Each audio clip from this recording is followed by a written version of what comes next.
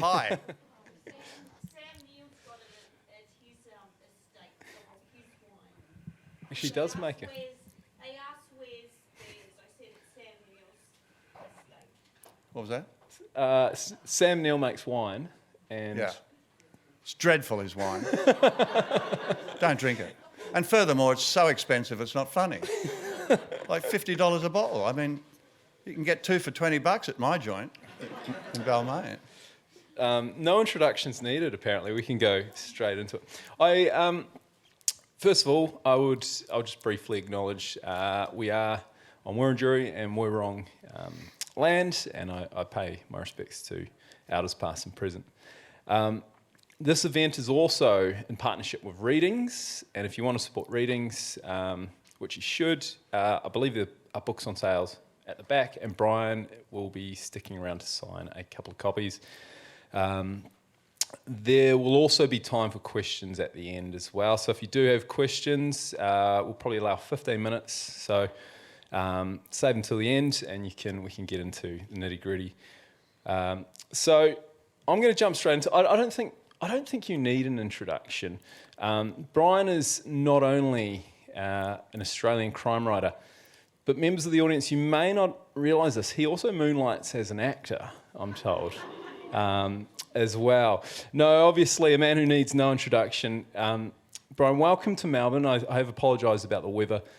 I want to pick your brain about this great book, but also I want to start off by understanding how you found the transition from, in terms of narrative arts, from storytelling on the screen to, this is your second book, your first novel, how you found that transition, and what, I guess what surprised you most about telling stories in this way as opposed to on film? Well, look, the first thing I'd say is, and like, it's lovely to be here, and thank you for coming along. I have been telling stories, been part of telling stories for 50 years, through film and television. As an actor, having characters that I have to interpret, and as a producer, buying the rights to a book, working with a writer as to how we shape the screenplays, or coming up with an idea and then going to a writer and saying, like, I'd like to take this idea and see where we can go with it. So the part of storytelling I've been doing for 50 years, and The Drowning is a story. And Sweet Jimmy, which was my first book a couple of years ago, which was 7 short stories on crime. I think the biggest difference for me is that, like, with a film, someone has written a character and I have to work out how I bring me to that character. It's someone else's invention. I'm just filling it out and making it real. Here, I get to create every character that's in that book. I get to decide how they think, what action they take. I get to play with them in a way that's totally different to how I play with a character when I'm filming. It's also, I mean, I've had surface contact with the film and TV world recently. I had a book adapted into a TV show, and it sort of broke film and TV for me for a while, because you see it on screen and it's so seamless and everything happens. Then you go out, I got to go out on set, and you just see the same actors doing the same scene, 20, 30 times, different angles, moving the cameras, adjusting things. And then when you watch TV and film, when I did after, I couldn't help but see that. I'll probably pass it now, but I couldn't help but imagine 100 people gathered round, making sure the sound's right and everything. It sort of breaks the illusion. And I wonder, with books, as someone who now, I guess, has the insight into the writing and editing process and understanding the mechanics of plot and the sort of narrative arts, but in this form, I wonder if that sort of, how's that changed your perspective of books or your taste for reading? Well, just going back for a moment on what you say about, like, you've watched film and television being made, and you watch the actor and they're doing it 20 times from different angles, and you've got 100 people around. I have to say, when they say action, there's no one around. You're actually in playtime mode. You've got it's a very strange thing, the camera. And I remember the first time I did a film where I was in front of the camera, it was like an experience I'd never had before. I just loved the fact that this thing I was being so intimate with this thing. And it really was really a one, and I couldn't wait to do more. It's like there is nobody else out there. But you know, when I'm sitting down to write, there isn't 100 people in the room at all. Yeah. I'm starting from that position where it's just me and an idea. And the way I work is basically I come up, and I'm sure it's no different to any other writer. I come up with a character, and in this case, you know, I didn't know what the hell I was going to write. I'd written the short stories, and they asked me if I had a novel. Was I going to write something else, and could I write a novel? I didn't have a clue whether I could or not, and so I was sort of thinking, I don't know if I can do that. And then, of course, as you're driving along one day or something, you go, oh my God, what about? And you know, suddenly there was this character in my mind, and once I was able to lay that character down and the situation he was in, I was able to then just let it tell me the story. Yeah. You know. Can we talk about the opening? It's not a spoiler what happens in the film. No, it's not. Because it's called The Drowning. Yep. Something happens at the start. I don't want to ruin it, but something pretty big happens. We talked about this backstage, but it's you. Let me put it this way: when you are a writer and you've been working on your craft, and a famous actor writes a book, you want it to be awful. You really want it to be bad, you know. I completely understand that. You want it to suck. And it was this thing of reading, and I've read your work in the past, and it's this thing of just like, it's competent, it's very good, and being frustrated at how good it was. But certainly the opening, That's the most honest thing that's been said to me so far by anybody that's interviewed me that's a writer. It's and I understand it. I'd be the same. I'd be like, God, this guy gives me the shits.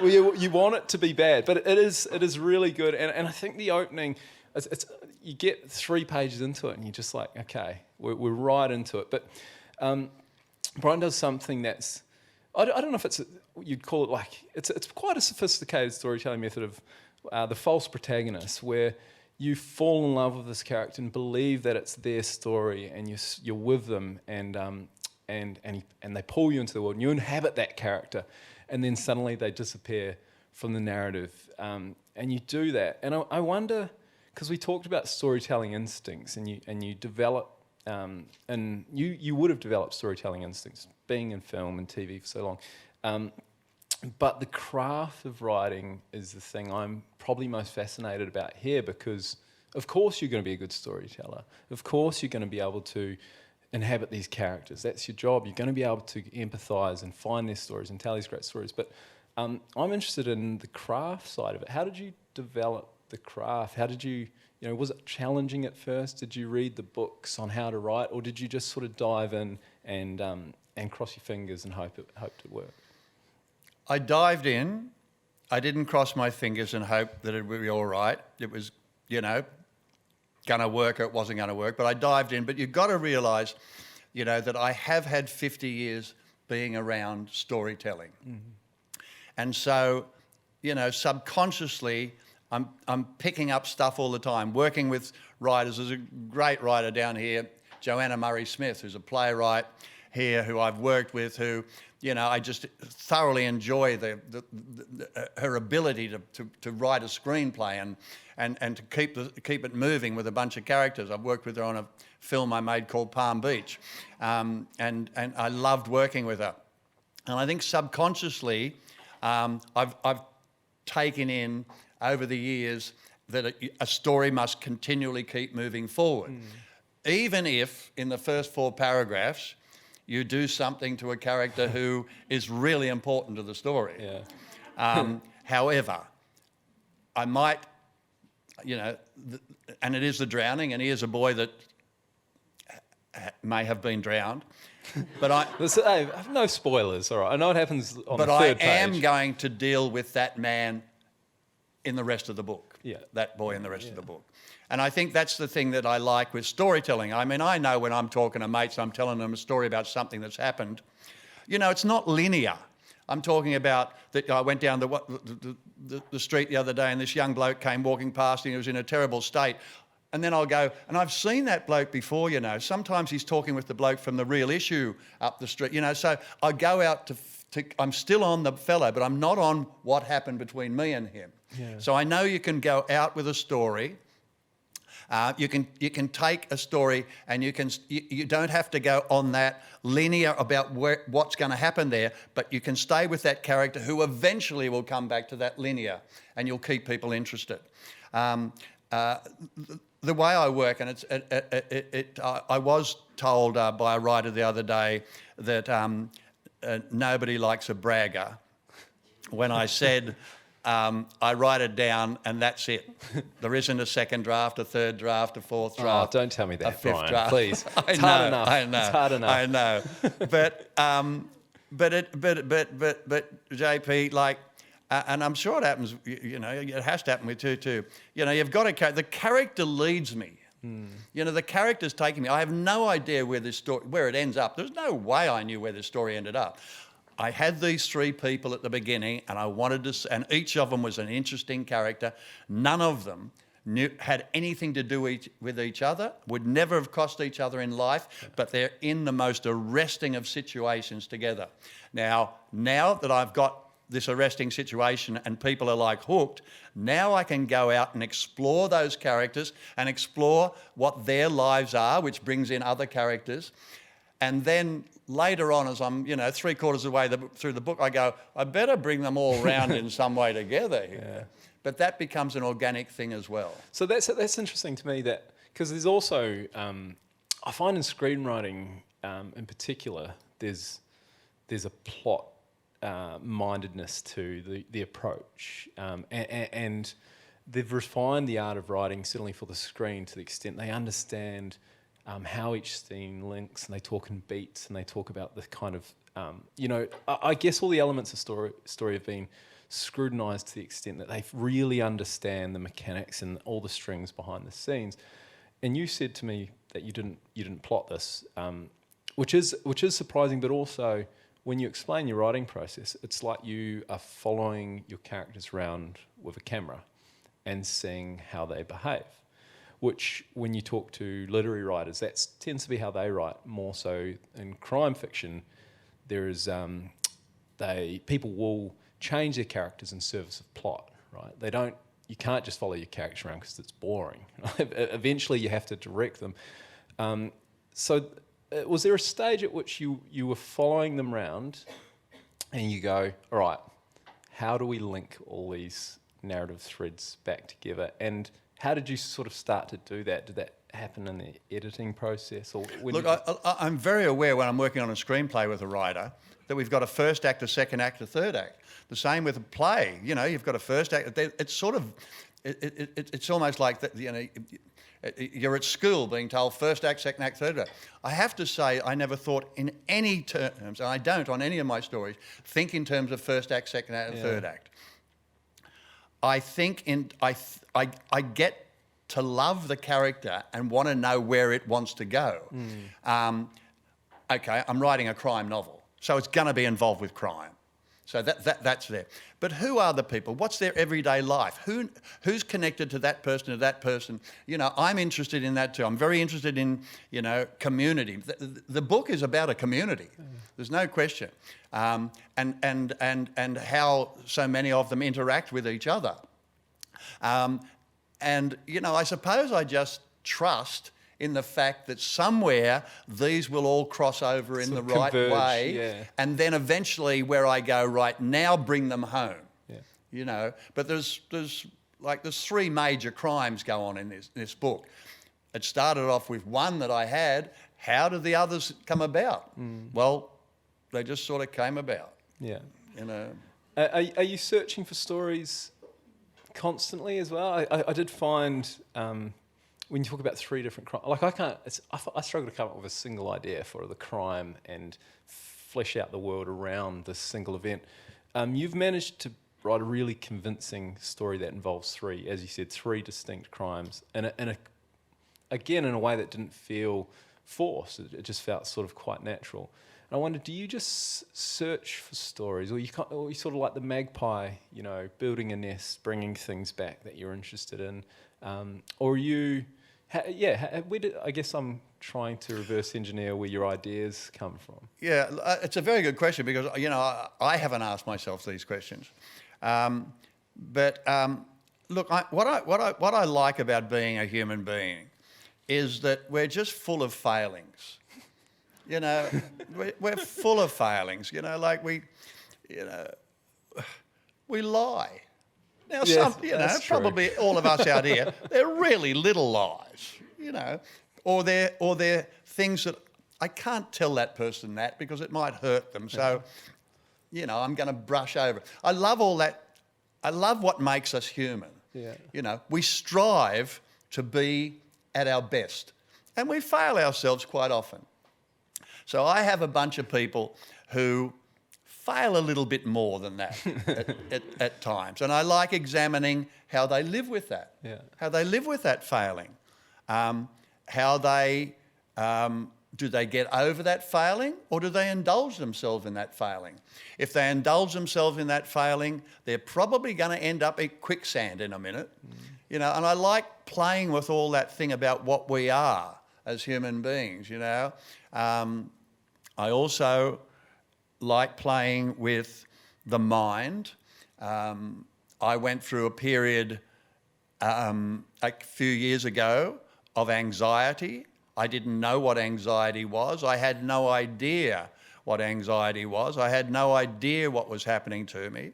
And then I went to talk to a psychologist and found out where this had come from, and found out that it is something, once I discovered what it was, I found out then there's ways to manage that.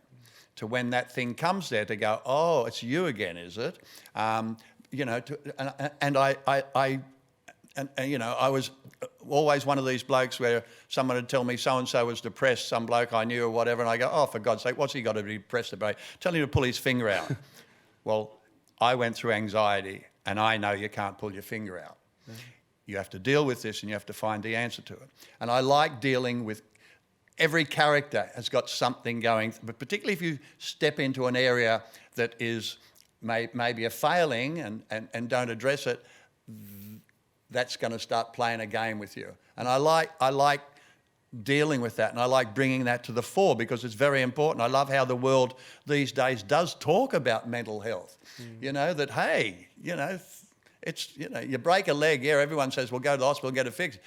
Something happens to your mind, you know, it's like, oh, you've got to be ashamed. Or, no, it's bloody, go and get it fixed up. It can be fixed up. And I like bringing that to the fore with my characters. Not in any huge way, except there's a character in this book who's had massive damage. I mean, my favourite crime novels, I find that they do two things. They ask a big moral question and they call on me to answer it, right?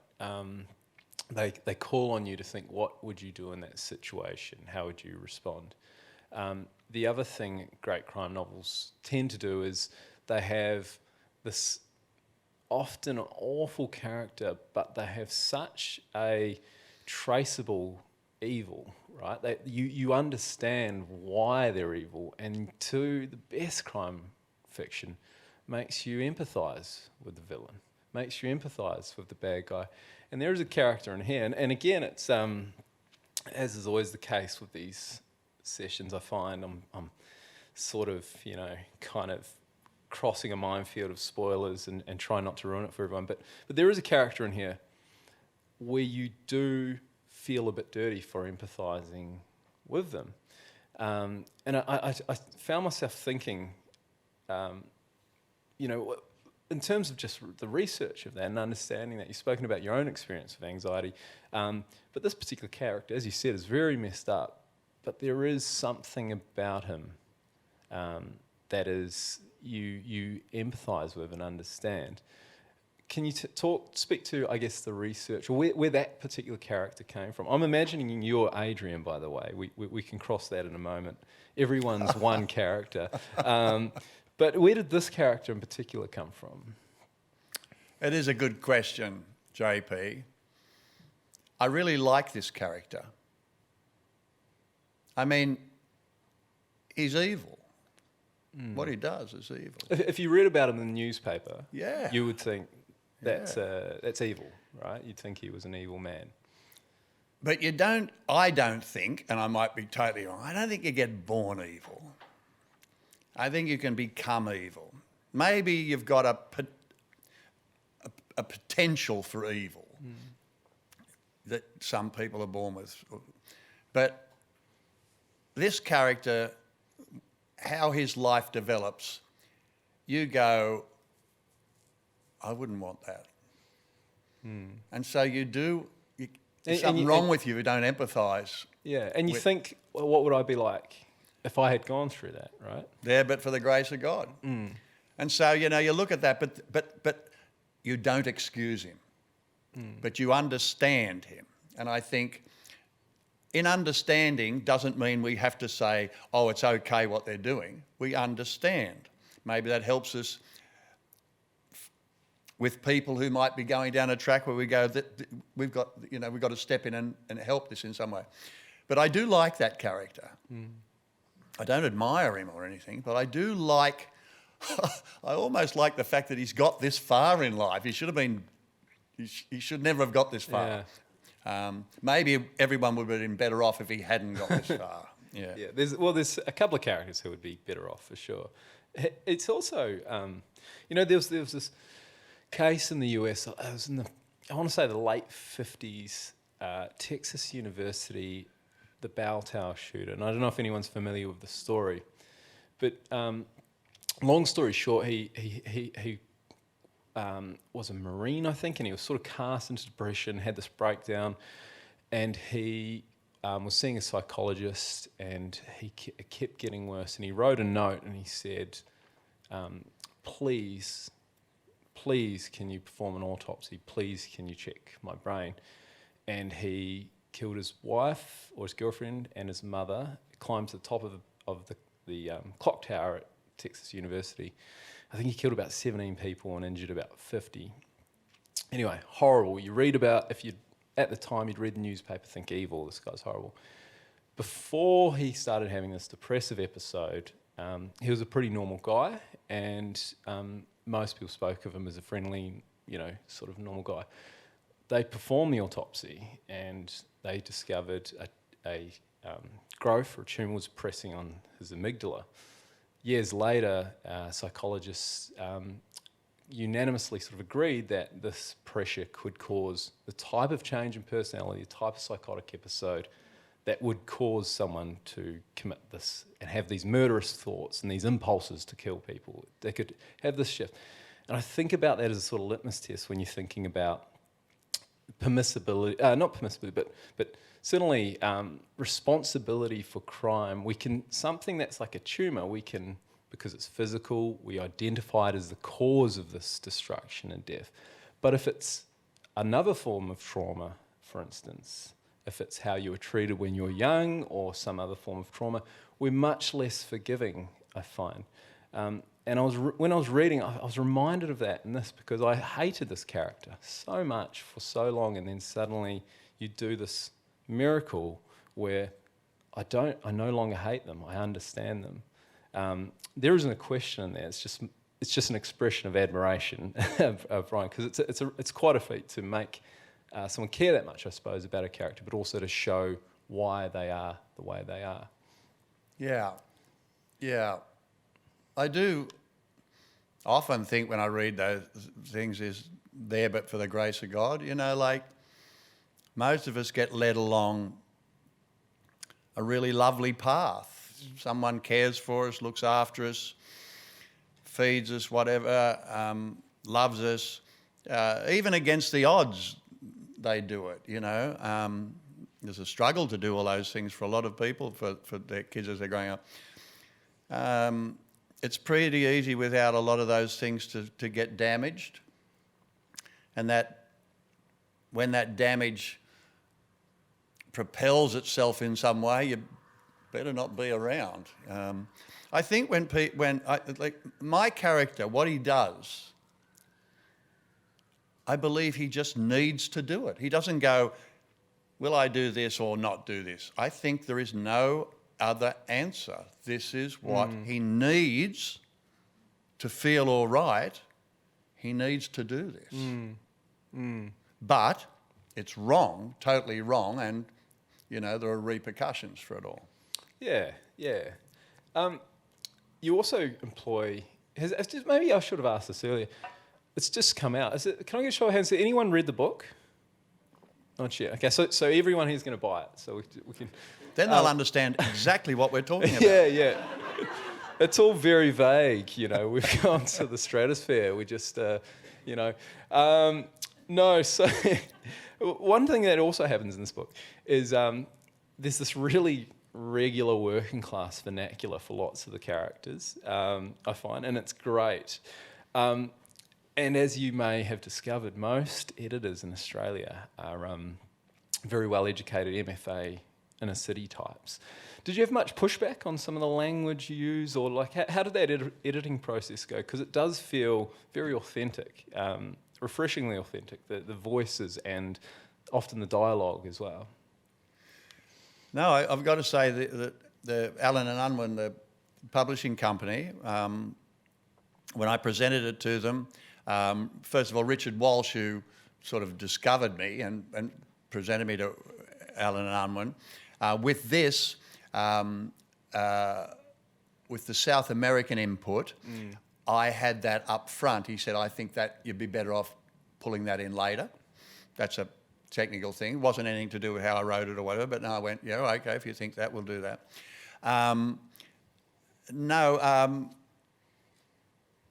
There's a rawness to it in a way. I actually, when they put the book out for people to read early on, the booksellers and all that, what do they call it, the unproofed version. Yeah. I actually read it again, and I actually said I want to drop out some of the language. I felt that in the early part, even though it was authentic and real, I felt I had too much swearing from characters that didn't need to be there to help the people get into the... There's still adequate swearing. There's still a fair bit, I got to admit. But I did feel like that's unnecessary, mate. It's the same character without that. And so I pulled back on some of those things. The publishers were pretty great in that they never, the story is what it was, and they never ever tried to get me to shape it in another way at all. Yeah. No. We touched upon this, but do you identify with a character in the story? I mean, there's a famous book in Australia and a famous author, and when his first book came out, there's a journalist. I don't want to out this person, but there was a journalist in the story who goes to a small town. He's an ex-foreign correspondent. Goes to a small town. He's in his sort of late 40s to early 50s, and the first woman he encounters is a beautiful 21-year-old barista who instantly falls in love with him. And there was a joke going around that the writer, who was also a foreign correspondent in his 50s, wrote himself into this sort of fantasy setup. It's a great book. Chris Hammer's a great guy, by the way. I don't want to answer. But, I feel like we are all closer. There's this thing, our characters are 1/3 us, 1/3 someone we know, 1/3 invention, and that's, this kind of writing myth. But I feel when I write, there's certain characters I identify with more and whose voice I kind of inhabit and find easier. Did you find with this there was a particular character you fell into more than the others? No. Okay. Next question. It's a very good question too. Because so you're not Adrian, because I'm not Adrian. I saw I'm him not as Adrian. I saw like him as Adrian. Bryan. No, I'm not Adrian. But it's interesting you asked that, and I think why it's interesting is that the freedom to write this was not about having to act something. You know, when I get a screenplay sent to me and do I want to do something, it is about playing a character that people said, will you play that? The freedom I had here was to create characters without any extra baggage of like, what would I like to play? How would I play that? I was free to just write the character for whatever it is. And quite truthfully, given that everyone is so much younger than me, I couldn't have really played anyone. It's funny, it's another thing I learnt is Michael Robertson once said to me, he's an Australian crime writer, I go, do you think about, because he's had a few things adapt, I go, do you think about the screen when you're writing? He goes, oh yeah. He goes, I never write a scene at night where it's raining because it costs so much to film. I was that's like, yeah, that's probably true. Yeah, that's funny. That's funny. There's something else that's quite interesting about this book that's great. And makes it feel sort of worldly, because Australian crime fiction, I call it drought crime, and there's a town, there's a pub, there's a beautiful girl and an ex, and a former foreign correspondent. No, but there's certain tropes, particularly of the drought I find in outback Australia, and it's a gold rush in terms of crime writing. Lots of writers are kind of heading that way, even international writers, I find. And I don't know if you've actively, I guess, kind of shied away from that or avoided that, because it's not, there's no Australian tropes. In fact, you've gone so far the other way that I would say no less than half the characters are international characters. Right, you have some young woman from South America. You have she's Scandinavian, I think. Yeah. You have characters that have come from all over, but also French, yeah, and all over Australia. And I wonder. I want to talk about the Indigenous perspective here as well, but I wonder were you telling your Australia? Were you trying to access your because as I said, you do get these stories from outback towns that have very familiar tropes about what Australia is, where you've told a very, it's a country town, but there are so many voices and so many characters that are from the world I know, So I wonder, was that sort of conscious to No, I mean, I write the Australia I know. I mean, I had, there's backpackers. Well, backpackers come from other countries. I, create a character from another country and try and give an understanding of who that character is and whatever. No, you see, the area where this one, like the first book, Sweet Jimmy, is very suburban. Mm-hmm. Almost every story in there almost is suburban. Campbelltown in outside of Sydney, Coogee, inner city, they're very suburban. This is, set sort of up in the 500 k's from Sydney on a coastal town. And which I know those towns very well because I have a farm up that way, and I still surf, and so there's a surfing motif to all this there. And I guess I just trusted in the fact that I could write these characters without thinking about them. Sure, I reflect on the area and the people that I've seen and know in those areas, but I haven't brought them to the table. They've just inspired me to allow me to go to where I want to go with these characters. Yeah. So I just sort of followed my instincts.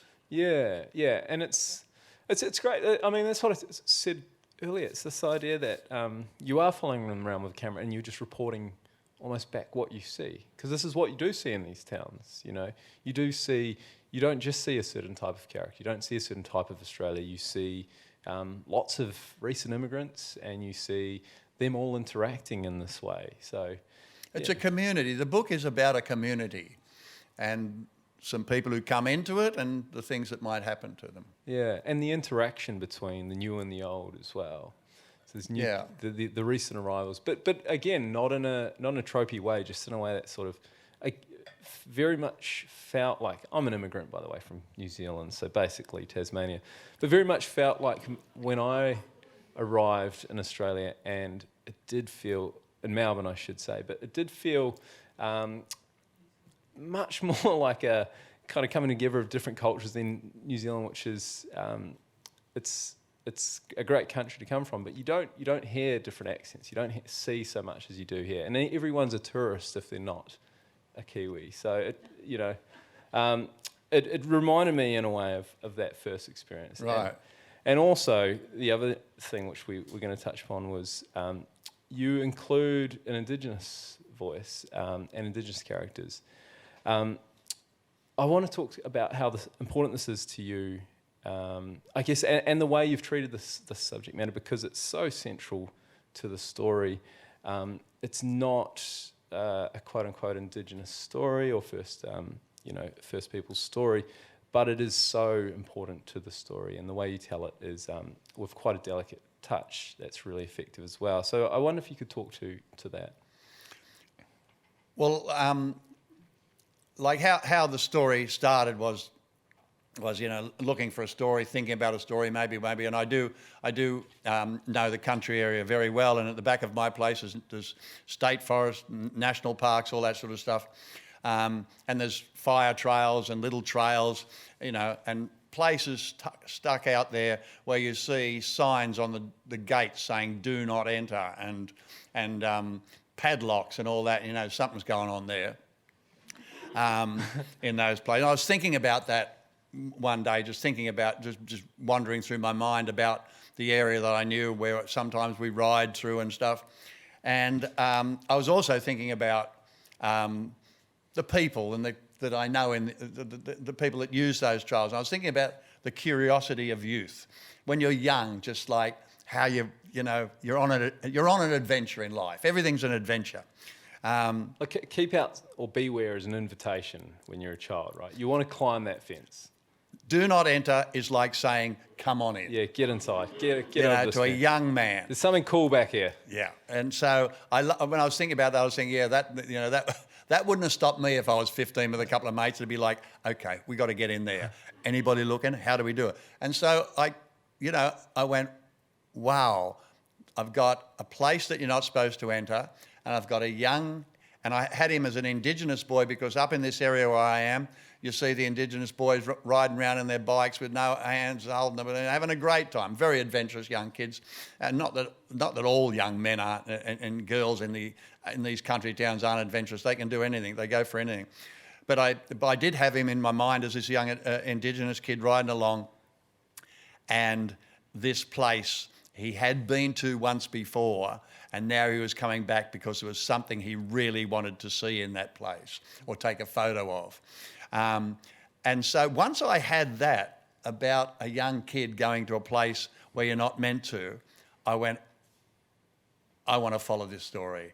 What is in there? What is going to happen to him? Who am I going to come across? So I knew that I had a really strong start in my head to do it. Now, because he was an Indigenous kid, I knew that I would want to get in touch with a couple of Indigenous people around, or organisations that were around, because if I was going to touch on certain areas, and there is certain areas I touch on stolen generations for a reason in there, and also I know this lawyer fella who surfs, who I said to him one day, I said, "Oh, where are you a lawyer?" And he said, "I'm at the Kempsey Aboriginal Legal Service at Kempsey," and which was like, "Oh, right. Well, what happens there? What are the sort of things you have to deal with?" So that had always, I had a knowledge of that place. So when I decided that the boy was going to be Indigenous, and what I wanted that happened to him, and that he had a brother and he had a grandmother, and I needed to understand who they might be. And so I went to the Nambucca Gombaya organisation and said, "I'm telling this story, like this is where I want to go with. Does this make sense?" So I sought their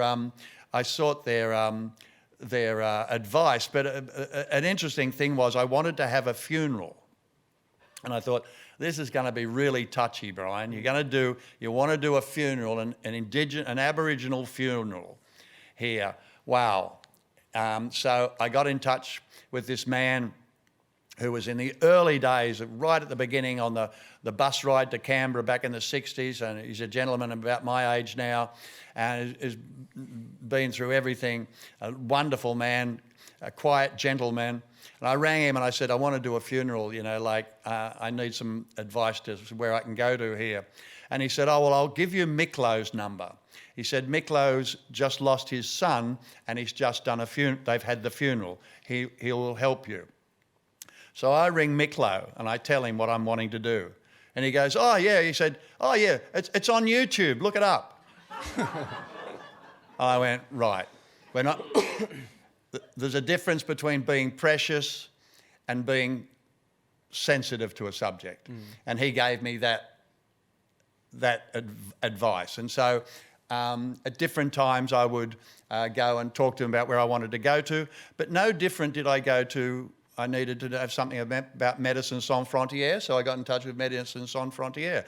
I needed to get things right with the police, federal and state police, and so I went to them to make sure that I wasn't going where one of them would read it and go, oh, yeah, as if. You want it to be real and you want it to be right. Yeah. So I sought the advice in all those places that I needed to seek advice. Yeah, I follow the, I call it, I've told the story so many times at events now that I just call it the Jock Sarong 5% rule. And so Jock Sarong is he's a great writer. He wrote Rules of Backyard Cricket. I don't know if people are familiar with his work, but he's a really strong writer who tries to write, now that he's written a few historical novels, with a level of exactitude that makes me squirm, because I'm like, I would never get there. But his kind of 5% rule is whatever you write about, if you specialise and go towards historical fiction, or saying 5%, or it might even be 2%, but 5% of readers will know as much or more than you do on that subject. And if you write for them for every single thing that happens in your book, so if you write about a paramedic, or if you write about, a doctor or a lawyer, there's going to be someone who's going to be able to pick apart something that's slightly off or slightly not wrong. Now, you've got this great reach in terms of research, because you've got a Fed and you've got a cop, you've got doctor. I'm going to butcher the pronunciation. Ryan, the doctor. Yeah. So you've got access to all these great resources. How did you kind of build this network of? Because by the way, Crime Writers Exchange. It'll be like Candace Fox will be like, have you got a you got a crime scene guy? So we sort of exchange contacts, and everyone wants you to talk to them because they want to be in your acknowledgements. But you've got the whole suite by the sounds of it. How did you also, and can I get some numbers after this as well? Look, something like the Indigenous thing is like, it wouldn't matter who rang Jeff Williams at Nambucca saying, I'm one year old, we're only too happy to help. I've been trying to get a Fed for a long time, by the way. So that there, and Médecins Sans Frontières, I sent an email to there saying, I'd love to come and talk to you. I've got a character in a book I want to get right. And so that there. The best is the cops, though, is that I did have an introduction to the head of police in New South Wales at one stage, right?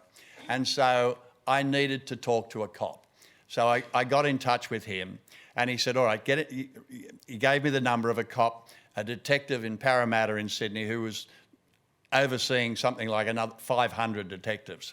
And so I rang him and I said, look, I've been given your number and I'm writing a book. I need some advice about, it's a crime book. I need some advice. And he said, yeah, all right. He said, where do you live? And I told him where I lived. And he said, I said, do you want me to come out? He said, no.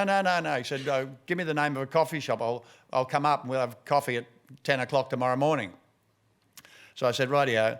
So I go into this coffee shop and there's the door there, and I'm right down the back here in a back section, but I can see the door.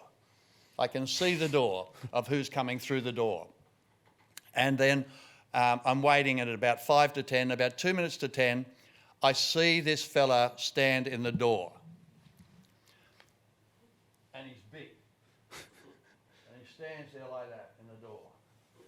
And you can see me down the end. He goes walking down.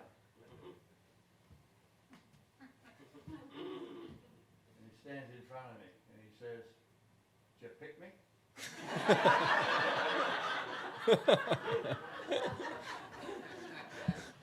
And I thought, I'm going to have a good time with this cop. And he was wonderful. Yeah. And I asked him again for advice on this one. And I also needed an area that I needed federal advice. And he put me in touch with a lady, a cop in the federal department, and she was wonderful in telling me what I needed to know. I think the cops are very happy to help you because you're helping the public understand how trouble can happen. And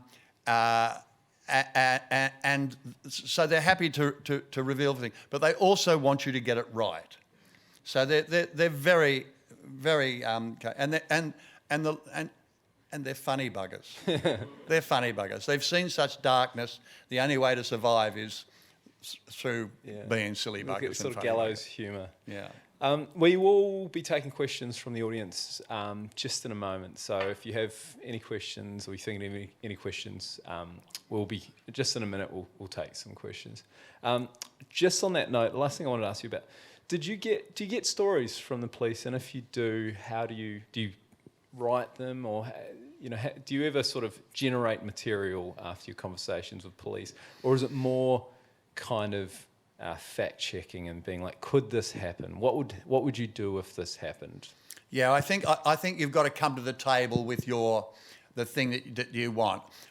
I've got this bit of an idea at the moment for a character that may lead me into another book, and I'm sort of thinking, where am I going to? And it's quite an extreme sort of character in a funny way. It's extreme. In a strange way, it's extreme, but real. And I've got to have it real. So I think I will be ringing and saying, look, have you ever found this type of person? And if you have, who could I, or if a cop has come across, who could I talk to about it? I wouldn't say, have you got some good stories? Yeah. No, I wouldn't do that. Yeah. It's funny, I was researching a project that I gave up on in the end, but it was about a woman. It was about a woman who doesn't remembers every conversation she's had since she was 13, every single conversation. And I was interviewing her, and I always have this guilty thought. I'm like, because I told her I'm writing this book, and I told her I was contracted to write the book, and it was supposed to come out in 2021. I always think she will remember everything I said, and she'll remember the date the book was supposed to come out. And I think I have this thing where I have to write the book. I have to. Because you told her you would. She won't. She's the one person you don't want to make a promise to. She will not forget. Yeah, you broke your promise. Yeah. So anyway, we will go to audience questions. Just raise your hand. We've been instructed not to do this, so we won't. But we will squint and try to see you in the audience. So if you do have a question, just raise your hand, and I can see a couple of hands down the front here. Someone will come around with a microphone. Just this lady in the front here. Oh, that man. Sorry. No, I'm out of it. Bryan, when you did your TV series Too Twisted, did you write any of those stories? I'm very glad you brought up Twisted Tales and Too Twisted. As a producer, about 30 years ago, 25 years ago, I had this idea that I wanted to do live plays on television, half hour, live half hours, and I want half hour plays, but I wanted to be live on television. So I ended up having dinner with the man that ran Channel 9 at the time, David Leckie, who's since died. And over dinner, I said, "This is what I want to do, and I want you to put up the money for me to develop this." And he said, "Are you sure you want them to be live?" I said, "Yep, they've got to be live. That's what makes it totally interesting. I can get the actors, it'll got to be live." He said, "All right, well, come and see me tomorrow and we'll work out a deal on it." So I wake up the next morning and I go, what the hell am I thinking? Live? You've got to be joking. So I rang him up and I said, "I'm coming in, but it's not live. We're going to do it on film." And so he went for it. So I then put the word out that anybody who wanted to could send me a script. That was how I was going to get the script. And anybody that had directed anything, whether it be a 5-minute bit thing but wanted to be a director, send me their work or put their hand up and we'd interview them. because I wanted to have 12 stories and 12 different directors. I got 2,500 scripts, and we had to work our way through the 2,500 scripts. And of course, probably the first 1,500 are useless, nothing, you know. But then you get down to about 1,000 or 700 or 600, there's something to them. Then you get down to about 200, and there's actually some ideas in there, not necessarily well realised.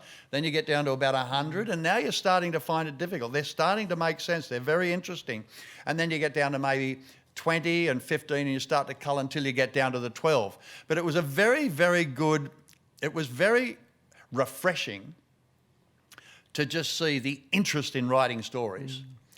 And it was very interesting to see the subject matter that people wanted to write. And they were meant to be twisted, right? It's twisted tales, so a twist in the tale. Anyway, we put those out and they were very successful. And some of the young directors in particular that had never directed before went on to direct and have careers. About 5 years later, Channel 9 got in touch with me again and said, we'd like to go again on that.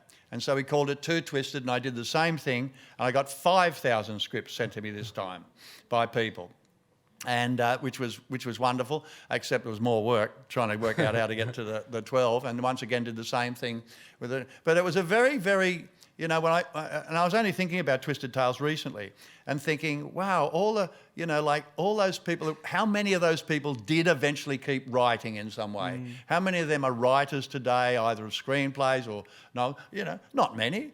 But if there was 5 or 6 or 10, that's good, you know. But it was it meant a lot to me, that period of really dealing with people that wanted to tell stories. Yeah. It's a good question. We've got Bryan, Rachel's obviously read the book. Has she shown any interest in trying to direct a movie of it? Rachel is... Rachel's read the book. Has she shown any interest in directing? Oh, right. She wouldn't be bad. Like I think if I have no intention of this book lends itself to being an 8-hour series. There's no question. I have no interest in being the person that's going to do it. You know, like if someone comes to me, a company comes to me, I'll be most interested in. So is the option available? Yeah, the option's available. I had a. Okay. I'm launching a film. I've had a company come to me before the release to talk about, but it's our. I don't want to. I'm so free from having to think about that. I really enjoy that I've written a story that I hope connects with people. I don't want it to be something that, I hope it become a I don't want that. I don't want to have to handle that. With The Clearing, for me, which was adapted from one of my books, that everyone's like, do you want to be involved? It's like, no, I just want to be paid and write books. I don't want to. Yeah. I don't want to. And if you had have said, I want to be involved, you would have got terribly frustrated because you've passed over the ownership now, and other people will start going, I think we'll do this with that character, and you'll go, no, you can't. It wouldn't do that, but they go, well, it's going to in this, you know. So because it's collaborative film and television, things would have changed. You've got to be ready to just let go of. And you sort of exercise the story doing this. You get it all out. That's and then you're called upon to further develop. And now it's someone else's story when they want to make it. But if it was an 8-hour series, Rachel would be very good in directing a couple of those 2 hours. And furthermore, there's no way I'd get away with her not being one of them. There's also just a lot of story. There's so much story. It's 274 pages, roughly, 272 pages. And it's just so chocker full of story. And you can tell it's come from someone who has a screenwriting element. And we're talking about this backstage, and we didn't get it to it. But often in crime fiction, they talk about the sagging middle where the writer runs out of story, runs out of narrative threads, where this is chock full. It starts at the action and ends at the action, which I said to Bryan backstage. That's what I love about certain crime novels, where they end at the action and you don't get all this is how everyone ended up and tying together loose ends. It just ends at the perfect moment, but it's full of story. So I could really see it as a mini series for sure. Yeah, it does lend itself to that. Yeah. We might have time for 1 or 2 more questions if anyone else has a question. If no one raises their hands, I'll just pick someone. I think at the back we've got a couple right at the back. Thanks.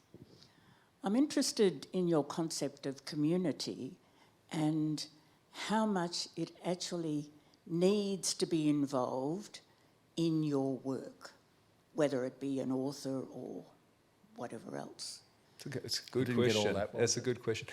She's interested in your concept of community and how much they need to be involved in the work, and I guess my interpretation, how it energises the work, or what you draw from community, and how important it is. I like that question because as writers certainly of novels and fiction, you sit and tap away. You're isolated, whereas it's so different to the process of screenwriting.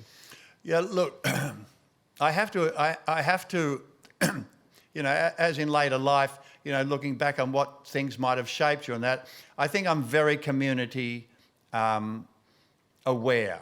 I grew up in the suburbs of Sydney. I grew up with a single parent mother who had her parents had died early. She had no brothers and sisters. So there was this little enclave of my mother, my sister and myself in growing up. But it was the end of the suburbs. It was, my mother had to clean houses and play piano at ballet. So sometimes she couldn't be there for dinner, but the lady down on the corner would look after us doing our homework and she'd cook us our dinner. I always grew up with a real sense of community. The church was there, a picture theatre was there, cricket was in the streets. You went to someone's house on a Saturday, your mother didn't see you till the end of the day, you'd had lunch at someone's place. You know, everything was involved in your area. Everything was involved.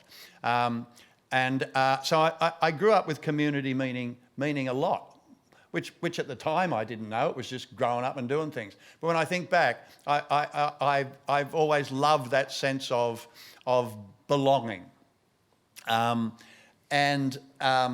In the area I live in, Sydney, is a very villagey place, and I'm very aware of the different people. You know, I'll sit and have a coffee, and I'm always having a look at someone walking past, and I'm thinking, yeah, I wonder what they do, what they're like, what's their story. I know there's a story. And of course, where this is set up in the North Coast, I'm very aware of the coastal towns and the people around them. And I will surf there and I'll go and have a coffee with someone, and someone else will come down and have a coffee, and I'll find out, you know, an amazing story about someone. And I'll go, everyone's got a story. And they're able to share here because there's only so many of them. There isn't like 2 million of them and they're all running around too busy. So I'm very aware of community, and I think my story is a story of a community and these things that happen in that community. Mm. And there's just to add to that, Bryan, there's so many threads in this novel.